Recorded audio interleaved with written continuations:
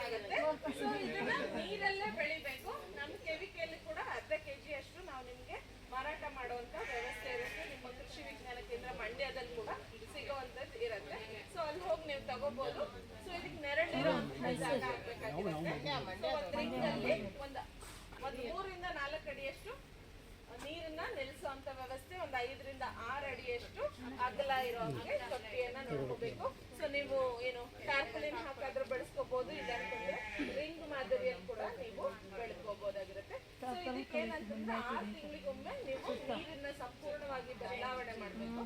ಅದೇ ರೀತಿ ಇದನ್ನ ನೀರ್ ನಿಲ್ಲಿಸ್ಬೇಕಾದ್ರೆ 1 ಹಿಡಿಯಷ್ಟು ಚೆನ್ನಾಗಿರುವಂತಹ ಆರೋಗ್ಯಕರ ಮಣ್ಣನ್ನ ಇದಕ್ಕೆ ಹಾಕ್ಬೇಕಾಗತ್ತೆ. ಅದೇ ರೀತಿ ಕಳತಿರುವಂತಹ ಸಗಣಿ ಗೊಬ್ಬರ, ಆಯ್ತಾ, ಕಳ್ತಿರುವಂಥದ್ದು ಸಗಣಿಯನ್ನ ನೀವು ಒಂದು 10 ದಿನದ ಹಳೆಯದು ಹಾಕಿದ್ರೆ ಒಳ್ಳೇದಾಗತ್ತೆ.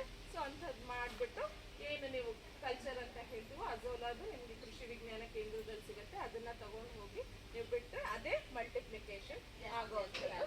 ಸೊ ನೀವೇನಾದ್ರೂ ಸಾಕಾಣಿಕೆ ಮಾಡ್ಕೊಂಡಿದ್ರೆ, ಹೈನುಗಾರಿಕೆ ಮಾಡ್ಕೊಂಡಿದ್ರೆ